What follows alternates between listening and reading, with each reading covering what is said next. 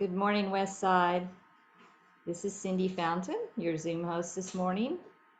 Please bear with me as I go solo for the first time, and the dog named Chance may behave and he may not. This is your gentle reminder that you can edit your Zoom name to be the name you go by so that everyone will know who you are and your preferred pronoun. Sharing our pronouns is one way we show that we are a welcoming congregation. If you would like the host or co-host to change your name for you, just type in the chat what you would like your name and pronoun to read, and we'll change it for you. Thank you for your hospitality this morning.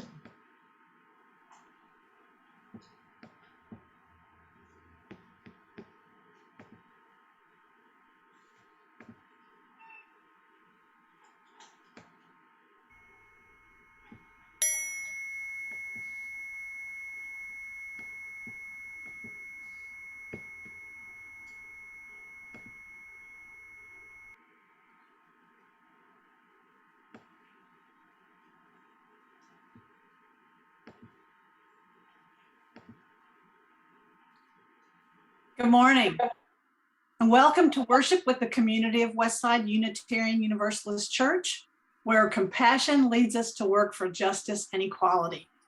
And my name's Carol Kappa, and I'll be your worship leader this morning. I'm really glad you're joining us for the service today, those who are at home watching on Zoom, and those who have gathered live at the church. And it's my hope that this gathering will renew your sense of community and connection and nourish your heart, mind, and spirit.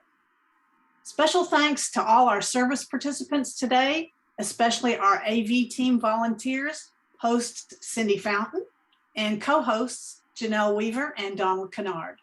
Also, a big thank you to all the other Westside volunteers who make this service possible today, the pastoral care representative, Brenda McKeon, our meditation leader, Diane Austin, and social justice rep, Sue Anderson, as well as our important staff, Director of Lifespan Religious Education, Nikki Kennedy, pianist, Dr. Yuki Kumamoto, and our office administrator, Dawn McGee. She's the one who puts the slides all together during the week and mails out the most wonderful announcement of the Westside Weekly to you every Wednesday.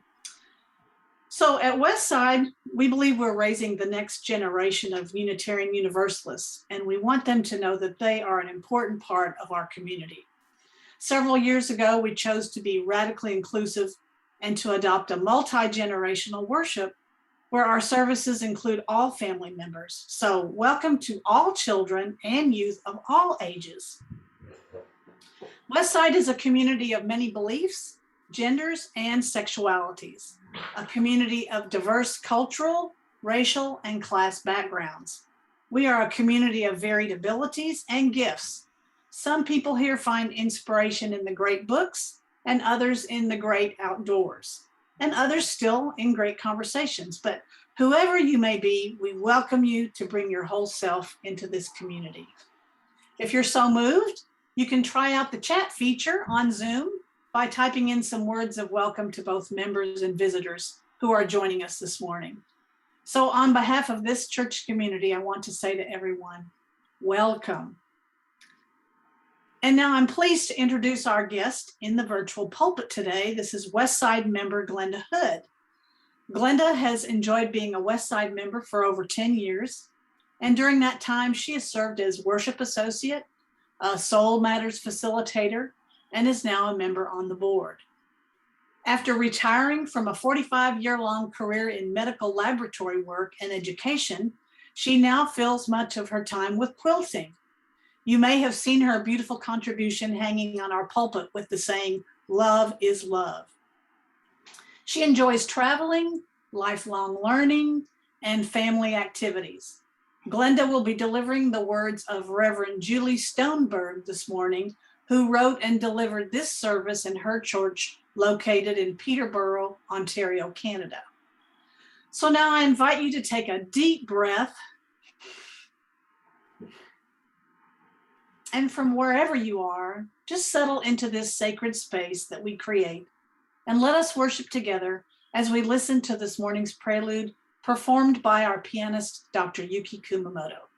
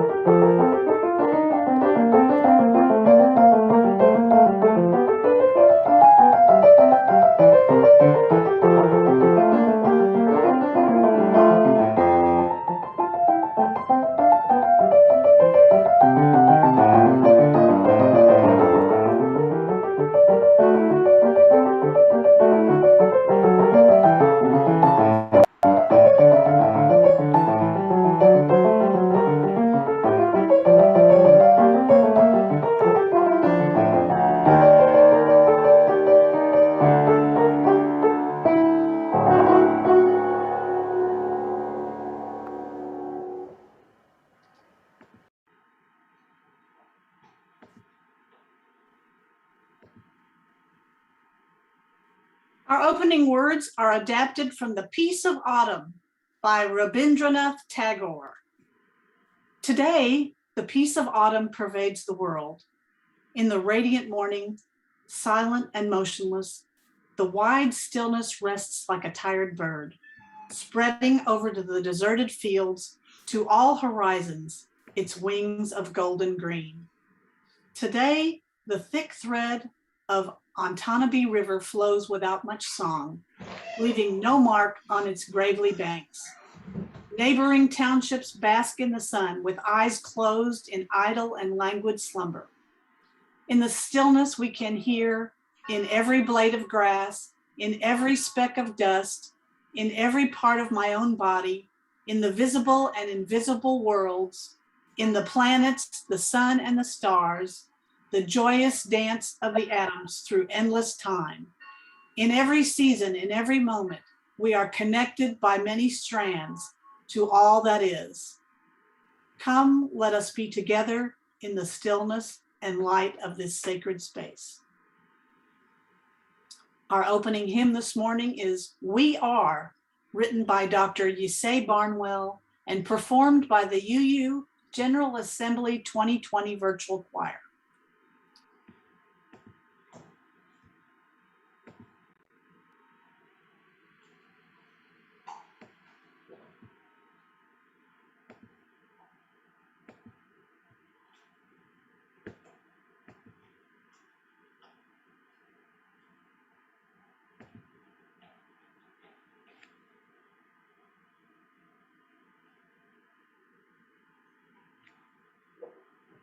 For each child that's born, a morning star rises and sings to the universe who we are. For each child that's born, a morning star rises and sings to the universe who we are. Oh, for each child that's born, a morning star rises and sings to the universe who we are. Oh, for each child that's born, a morning star rises and sings to the universe who we are.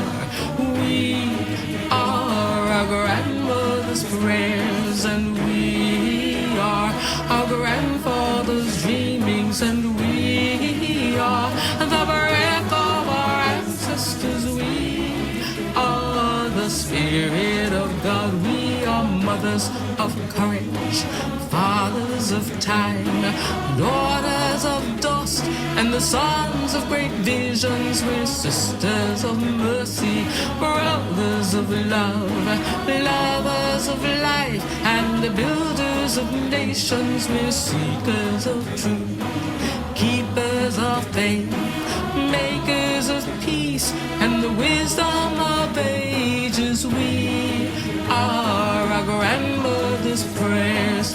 We are our grandfather's dreamings, and we are the breath of our ancestors. We are the Spirit of God. We are mothers of courage, fathers of time, daughters of dust, and the sons of great visions. We're sisters of mercy, brothers of love, lovers of life, and the builders of nations. We're seekers of truth and keepers of faith.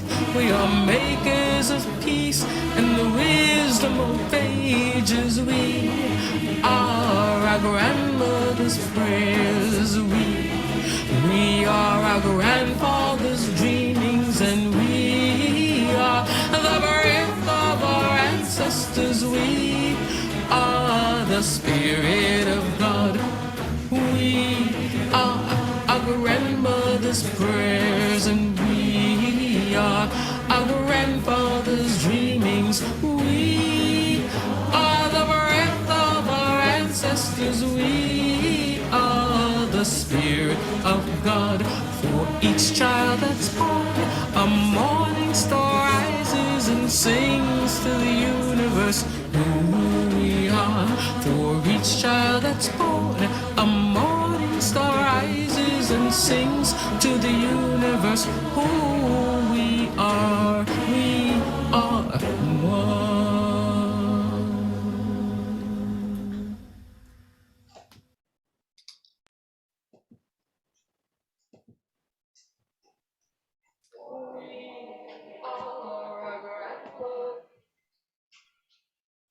Today is Transgender Day of Remembrance. Actually, yesterday was November 20th. And it's the day we stop each year to honor those we've lost and to refocus our energy into the work we need to do to make this day unnecessary. We've also lost at least 47 transgender or gender non-conforming people to violence, most of whom were trans women of color.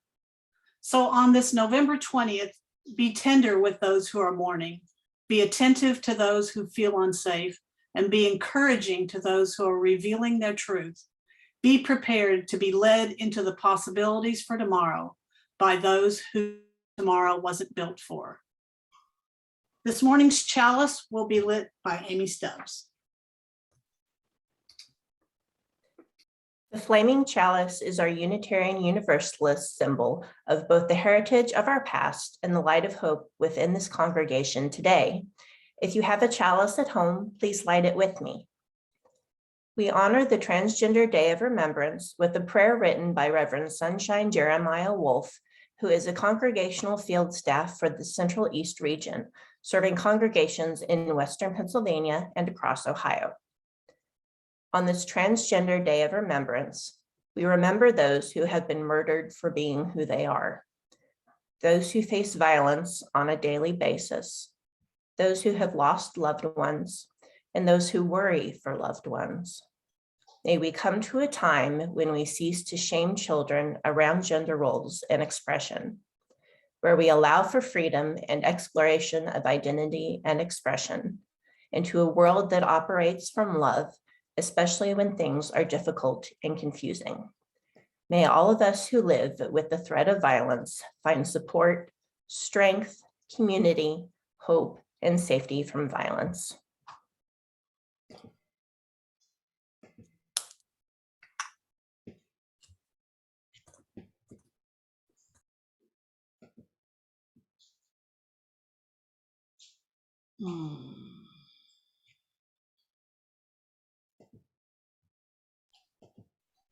And the chalice lighting song is Be the Light by Leah Morris.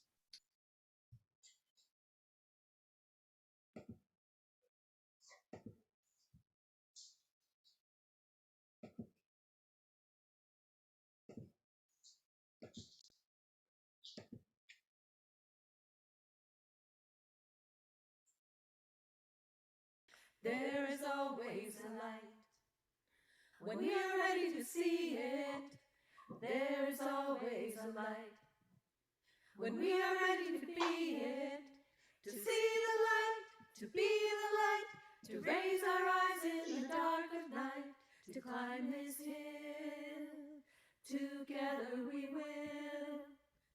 There is always a light in the dark when we are ready to see it. There is always a light in the dark when we are ready to be it.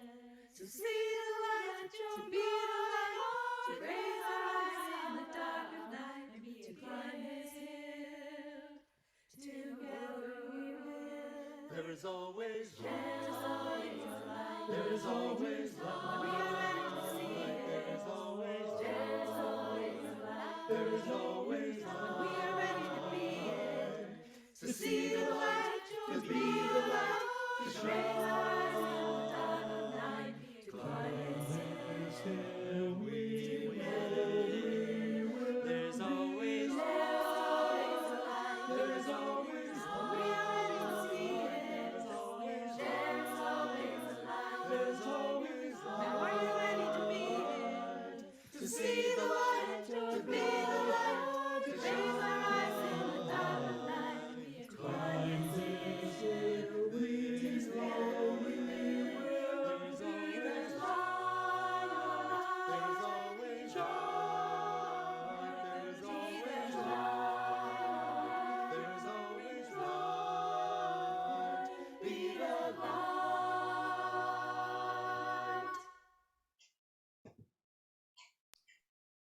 And now please join me in reciting our affirmation.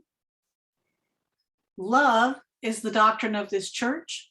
The quest of truth is its sacrament, and service is its prayer.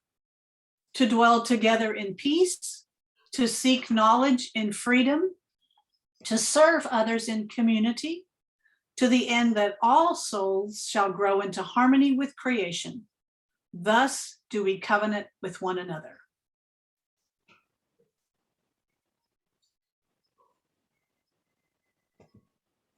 And our time for all ages today is the story We Are Grateful by Tracy Sorrell and illustrated by Frene Lissac.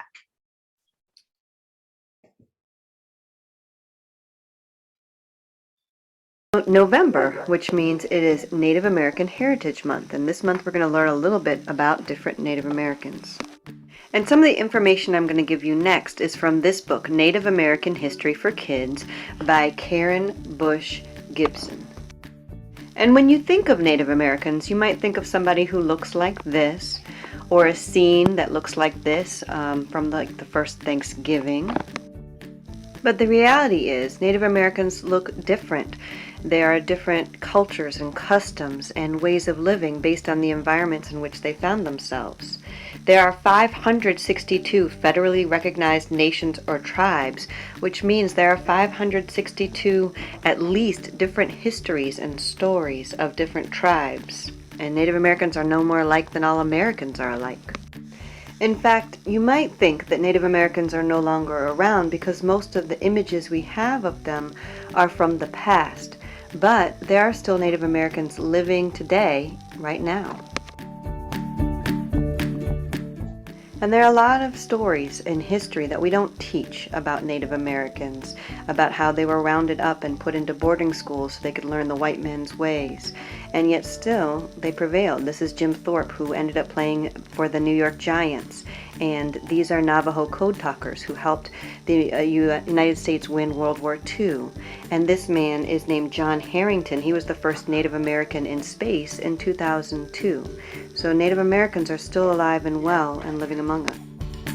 Today's story comes to us from the Cherokee Nation, which is a tribe that's still alive and well today. It was originally in the Tennessee and North Carolina regions, and a lot of the tribesmen, even back in the day, adopted European ways of living and dressing. And this man is named Sequoyah, and he was someone who could speak English, but he never learned to write it. And since he wanted to create a writing system for the Cherokee people, he did that. It took time to create those symbols, but he did it. He created 85 symbols to represent sounds and taught them to his daughter and eventually to the rest of his tribe. And today's story is called We Are Grateful, Ojali Heliga, which is on the cover, and it's the Cherokee language. It's also printed in that script. And you can see that this book won an award, the Robert F. Siebert Award, which is for an informational book. And this is a nonfiction book. It's by Tracy Sorrell and illustrated by Frene Lissac. And Tracy Sorrell is a member of the Cherokee Nation. And she wrote this book when she realized there were no children's books that featured contemporary, which means current, Native Americans. And so, we are grateful. Ojali Heliga. Cherokee people say Ojali Heliga to express gratitude. It is a reminder to celebrate our blessings and reflect on struggles daily throughout the year and across the seasons. Uli gohesti, fall. When cool breezes blow and leaves fall, we say Ojali Heliga.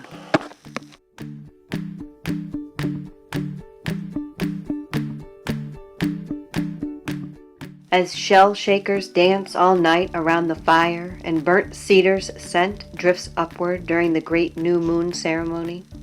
As we clean our houses, wear new clothes, enjoy a feast, and forget old quarrels to welcome the Cherokee New Year.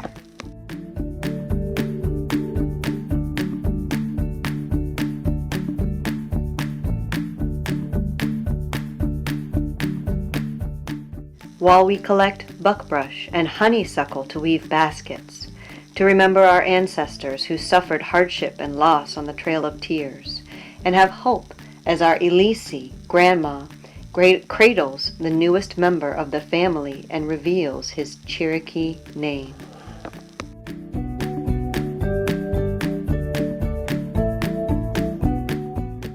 Gola, winter. As bears sleep deep and snow blankets the ground, we say, Ojali Heliga.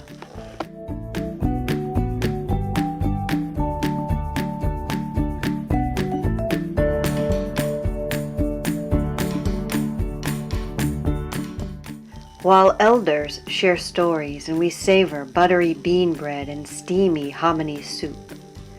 When we feed our animal and bird friends. As older children teach the younger ones how to make corn husk dolls and play cane flutes. While we gather to remember an uncle who has passed on. As men cuddle babies and sing traditional lullabies in Jalagi, Cherokee.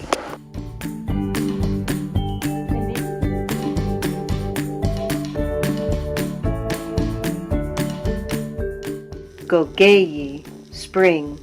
When showers fill streams and shoots spring up, we say, Ojali Heliga.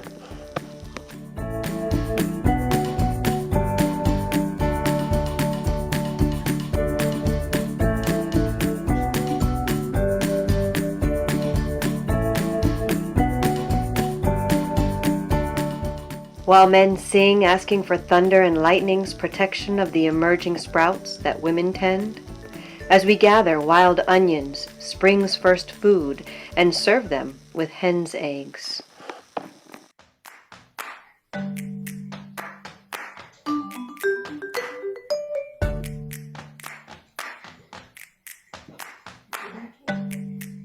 As we practice patience to sew pucker toe moccasins and coil clay to build beautiful pots.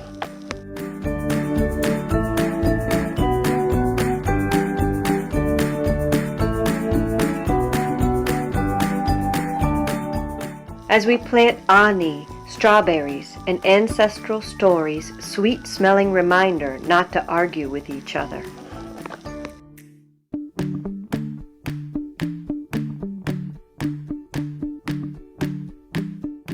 As we embrace a clan relative heading off to serve our country. Goji, summer. As the crops mature and the sun scorches, we say Ojali Heliga.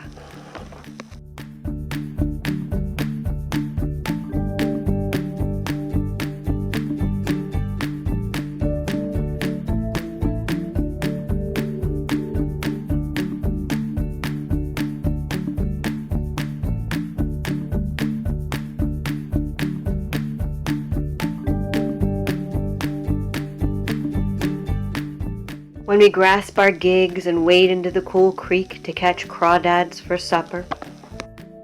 As we sink our teeth into the season's first harvest at the green corn ceremony. While we click-clack sticks, chase a small ball and fling it high at the stickball game pole. When we recall the ancestors' sacrifices to preserve our way of life. To celebrate Nulistani Dola, history, and listen to our tribal leaders speak at Cherokee National Holiday.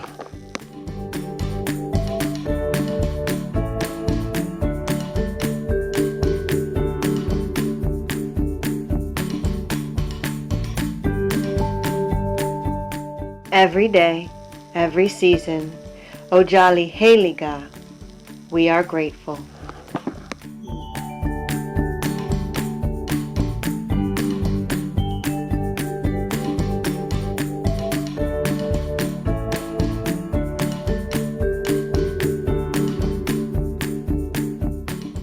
So what did you think? I feel like I learned a lot about the Cherokee Nation from this.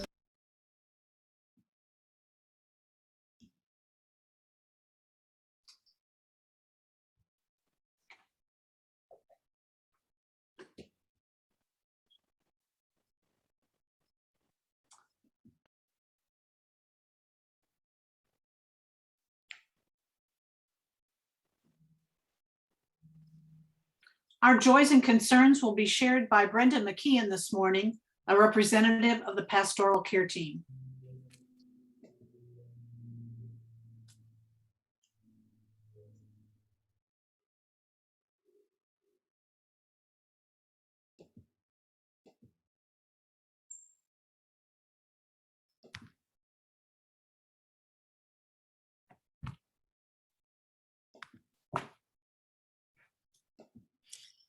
Good morning. We are so grateful you are here with us today.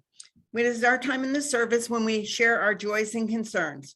While we are meeting online, anyone can submit a joy or concern by email through the pastoral care team at pastoralcare at westsideu.org or through the web form located in the programs tab on the church's website, and then click on the support and care. As we share our joys with others, our joys are multiplied. When others know our joys shine on through all and the brighter. As we share our concerns, our community can offer its care. Well, when others know, our hearts know our joy, our sorrows, our burden becomes lighter. This is our time in our service when we offer witness and support for one another's journeys. This week, our joys and concerns include a joy from Rocio and Jonathan Sarmiento and their family. They just finished closing on a house and they are so thankful for this opportunity. Our other one is a concern. Let me get it. It is from Bob Van. He says Chuck Freeman, who is a member, who is for years has been an inspiration and has labored tirelessly for social justice in Texas and is the executive director of the Texas Unitarian Universalist Justice Ministry, is critically ill in the hospital, not COVID-19. He is depressed because of his illness and because he can't be out doing the work he loves. Now's our time to do something for him. Please send him a card with your well wishes to Chuck Freeman, care of Hart Hospital, HCA Houston, Clear Lake, room 6632, 495 West Medical Center, Webster, Texas, 77598. We'll include this in the website too. Thank you very much for those joys and concerns. We know that it's good to share with one another, and sharing draws our community closer. Please know that our pastoral care associates are available to support you with deep listening, and when the need arises, our InReach Fund is available for short-term financial support for members in need. We are here for you. Thank you. Thank you, Brenda. Yes, and that address will be in the Westside Weekly. So if you want to send a note to Chuck, that would be really great. This morning's centering song is Comfort Me, sung by the Orange Coast Unitarian Universalist Choir. And then Diane Austin will lead us in our meditation of shared compassion.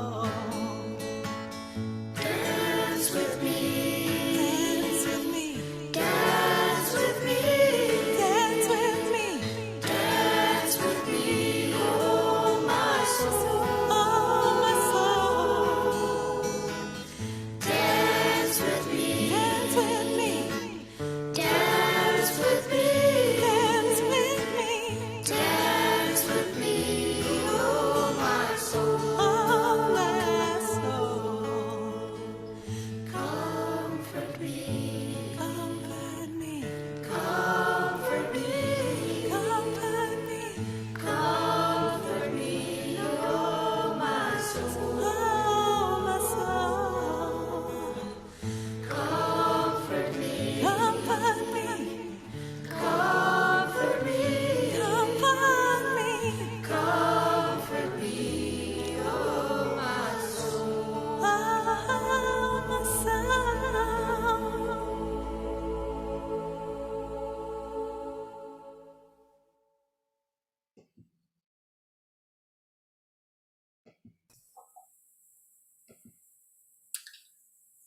I invite you to join me in a time of centering. Each week here at Westside, we open our hearts to those in our community who know both joys and challenges, whether spoken or unspoken, and to all suffering beings. I will begin with a pastoral introduction before we move into a time for silent reflection. A bell will sound to signal the start of the time for your own meditation, prayer, or reflection, and it will sound again at the end. Today's reading is a poem by Joy Harjo titled Remember. Remember the sky that you were born under. Know each of the stars' stories. Remember the moon. Know who she is. Remember the sun's birth at dawn. That is the strongest point of time. Remember sundown and the giving way to night.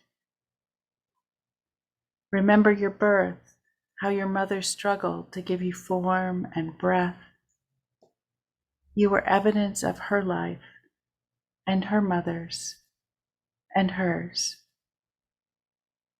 Remember your father. He is your life also. Remember the earth, whose skin you are. Red earth, black earth, yellow earth, white earth, brown earth. We are earth.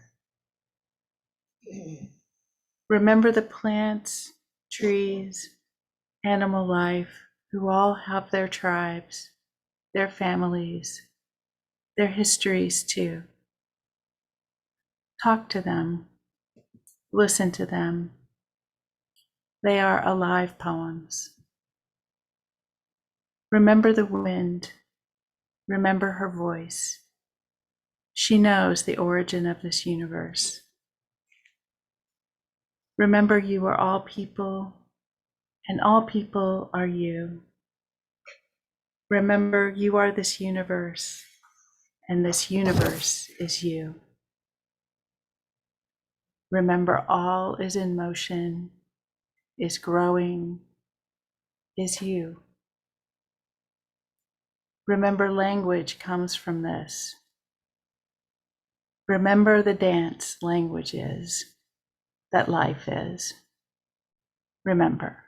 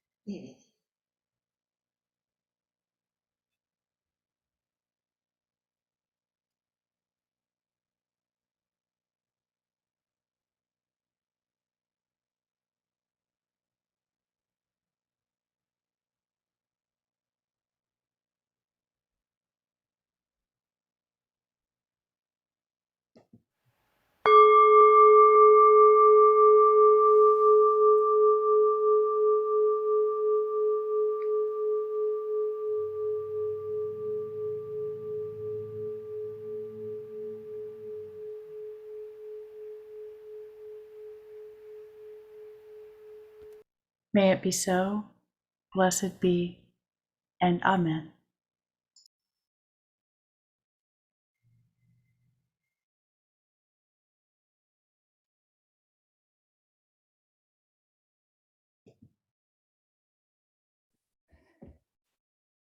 Thank you, Diane. Good morning, Westside. This is your social justice rep, Sue Anderson. Westside's plate offering for November is the AFIA Center. The AFIA Center is the only reproductive justice organization in North Texas, founded and directed by Black women. It was established 10 years ago in response to the increasing disparities between HIV incidents worldwide and the extraordinary prevalence of HIV among Black women and girls in Texas. It also recognizes that this intersects with reproductive justice. On its website, the AFIA Center explains that we are transforming the lives, health, and overall well-being of Black women and girls by providing refuge, education, and resources. We act to ignite the communal voices of Black women, resulting in our full achievement of reproductive freedom. AFIA Center does this through such programs as LOL, Living Out Loud with a Purpose, a trauma-informed, peer-driven project targeting Black, cisgender, and transgender women living with HIV, and Support Your Sista, which assists people seeking abortion care with transportation and childcare costs, as well as procedure costs. You may be familiar with Ms. Marsha Jones, who is the co-founder and executive director of the AFIA Center. Ms. Jones travels to Austin regularly, speaking tirelessly for maternal health care, access to abortion, and all forms of health care, which our state makes unjustly out of reach for so many.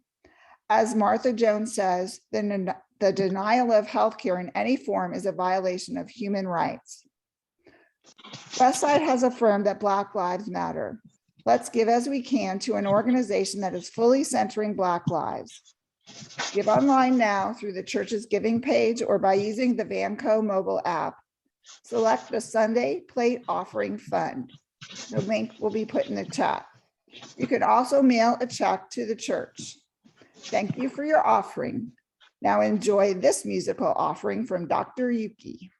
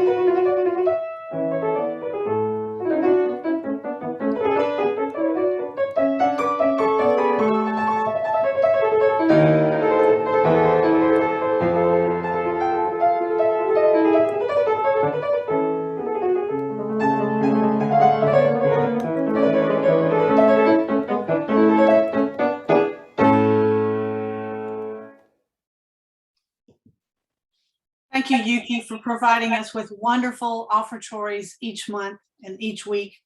And thank you, Westside, for your generosity to this worthy cause.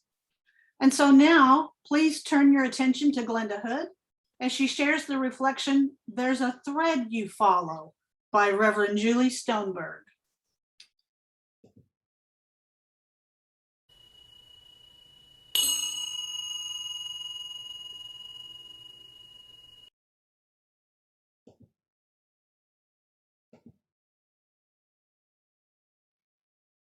The reading this morning is the poem Shoulders by Naomi Nye. A man crosses the street in rain, stepping gently, looking 2 times north and south because his son is asleep on his shoulder. No car must splash him. No car drive too near to his shadow.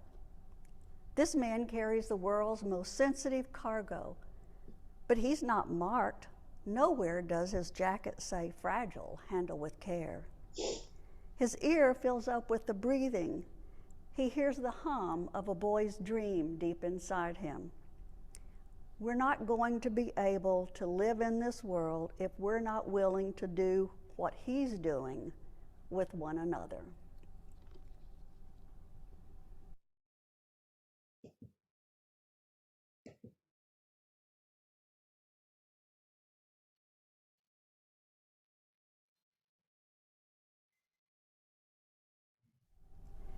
Good morning. My name is Glenda Hood, and I'll be presenting the message today. In this month of November, the theme of holding history is the topic chosen by the Soul Matters team.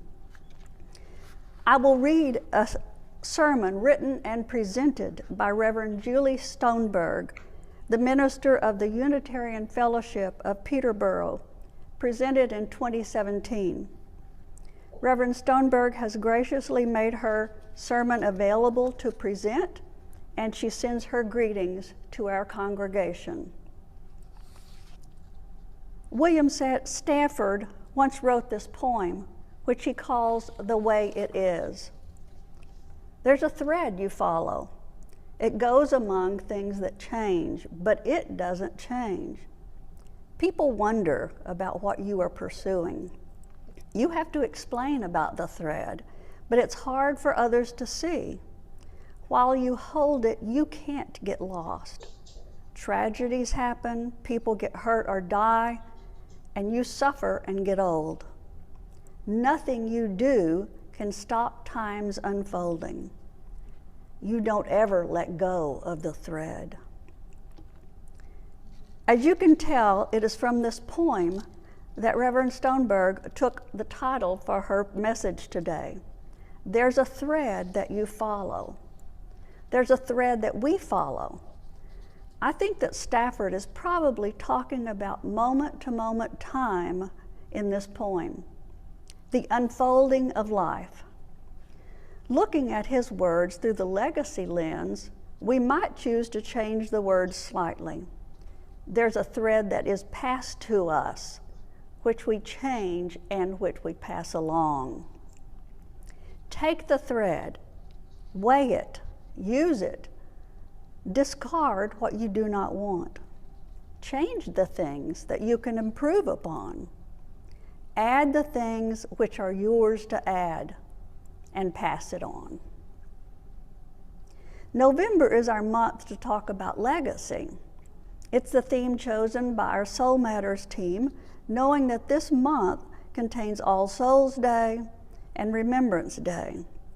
It's simply a good month to be thinking about legacy, about what has come to us from those who have gone before, what we are working to preserve, and what we are hoping to pass on to future generations. At least once every year, I feel compelled to tell you about process theology, which is the system or philosophical platform that makes most sense to me. It's a way to understand the world and my relationship with all that is.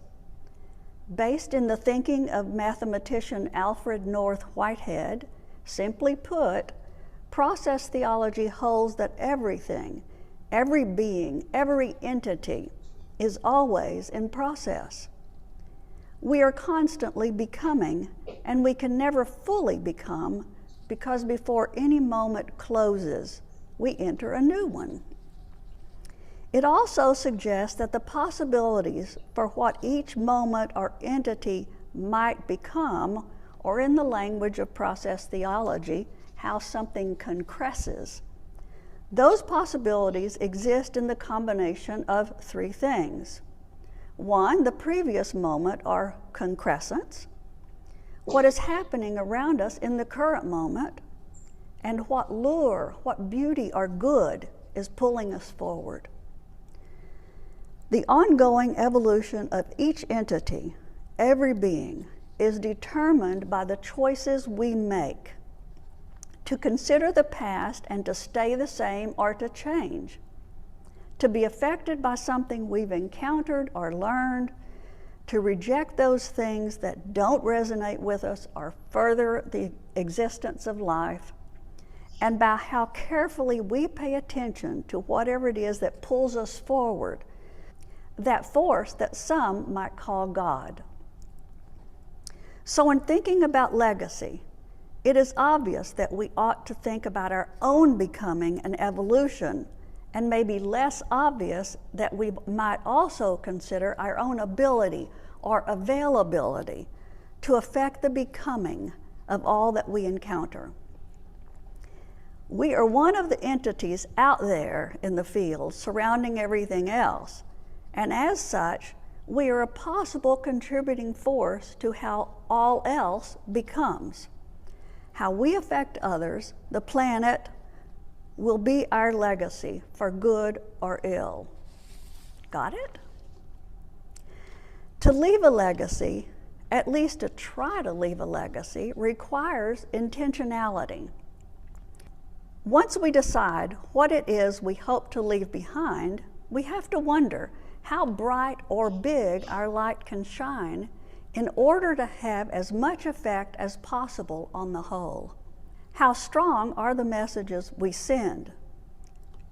And with what energy do we send the messages? Like we all know that messages and impacts sent with judgment are not well received and are likely to be rejected, or even worse, internalized as judgment or shame in another's becoming. Messages sent with compassion and with loving intent are more likely to be accepted and to be internalized as belonging and acceptance in another's becoming. But perhaps the best way to be impactful is to live our lives and to fill our days with those things and behaviors that are most true to who we are and that reflect our values and what matters most to us. Of course, we can hope that we might then be inspiring to others, that who we are and what we do might be noticed and taken in by someone else as an example of the way they might want to live. I wrote in my blog and in the theme packet that I have been pondering the legacy I wish to leave here. While I find it an easy question to answer, it's a difficult one to live. Because frankly, the impact any behavior has is not a given. Intent and impact are not the same thing, as we are all learning in our white privilege and racism work. How you receive what I offer, how this community responds to who I am, and how I contribute is not something I can control. When I work long hours, for example, some of you might see that as an inspirational commitment to something that matters to me, but others might see it as overfunctioning or micromanaging or poor self-care, which I guess is indicative of the fact that what I do or say is just one thing in your field of possibility, only one factor in how you might become into the next moment. You will also be heavily influenced by who you are, your past experiences, everything else around you, and your own vision for where you are going, that lure of beauty or good. And you get to decide what you'll do with all that. Sometimes, as is definitely true for me, the reality that we're not in control of how or if we make an impact can make it all feel pointless. We rarely get a chance to see the effect we have. But if we truly believe that all things are connected, if we trust that indeed there is an interdependent web of all existence of which we are a part, then our task is to stay in our own lane, as it were. Perhaps we should not worry so much about whether or not we are making a difference, but rather simply believe that who we are does matter to the whole. Perhaps we should just pay attention, as much attention as possible, to our own becoming, taking into account what has been, looking around us for inspirational and motivational influences, and in particular, paying attention to who and what we must want to be in the world. And then trust that we matter, for indeed we do. You do. Each one of you matters. There's a book by Douglas Wood about Old Turtle. The book is called Questions of the Heart. At the end of the book, Old Turtle talks about a question that is asked by each dawn and whispered by the first morning breeze and by the bird that carries the first daybreak song. The question is, who are you and how will you live this day? And the book says, we give our answer each and every day in all that we do and all the choices we make. Our answer is in the ways that we treat one another, in the courage we must find to face a challenge. It is in our eyes when we choose to look for beauty, and in our hands when we reach out to help someone. It is in our minds when we try to understand, and in our hearts when we choose to love. It is a question that is in all the other questions we ask, and in our journey to find answers. Who are we, and how will we live our days? Take the thread.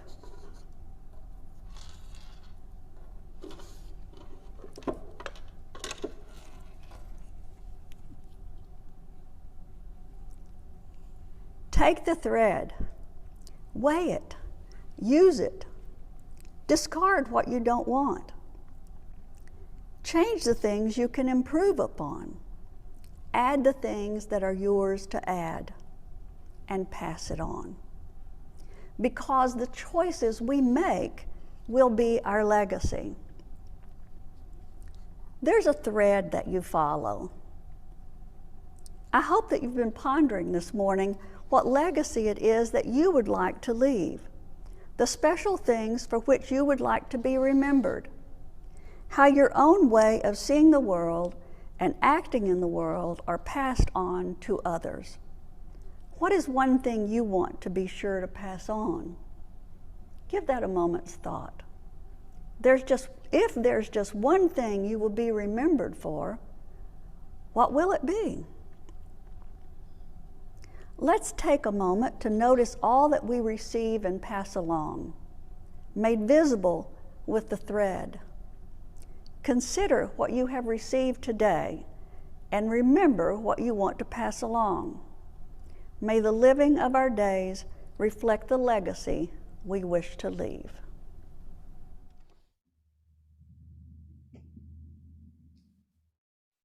Thank you for those wise words.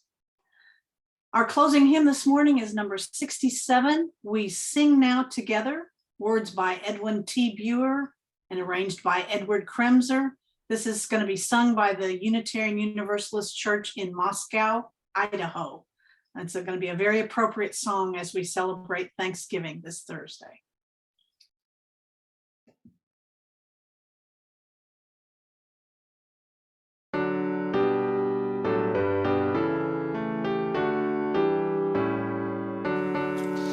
We sing now together our songs of thanksgiving, rejoicing in goods which the ages have wrought. For life that enfolds us and helps and heals and holds us and leads beyond the goals which our forebears once sought. We sing of the freedoms which martyrs and heroes have won by their labor, their sorrow,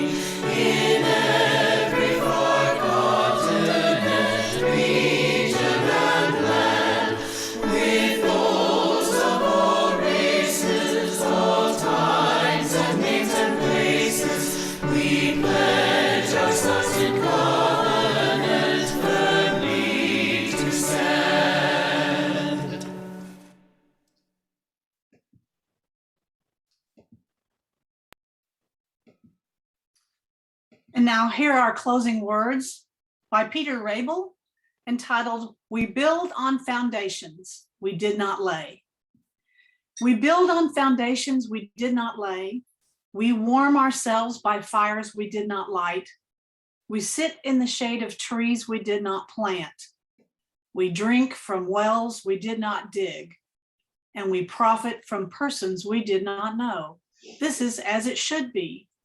Together, we are more than any one person could be. Together, we can build across the generations. Together, we can renew our hope and faith in the life that is yet to unfold. And together, we can heed the call to a ministry of care and justice. We are ever bound in community. May it always be so. Amen. And now, join me in the congregational closing as we extinguish our chalices. Let us go in peace, believe in peace, and create peace in our lives and in the world. May it be so. Blessed be, and amen. And now I have an announcement for you today. As we are going into celebrate the hanging of the greens on the service at December 5th, we again want to have a lot of pictures of our Westside families as they're decorating their tree and their homes in holiday decorations. And so if you're able to take a picture of those things as you're decorating, please send them to us so we can include those in our service that day. You need to email those to the following email address: photos with an S on it, photos@westsideuu.org. And please send those to us by December the 1st. Thank you so much. We look forward to receiving your photographs. And now this ends our formal service this morning. If you are a visitor and would like to be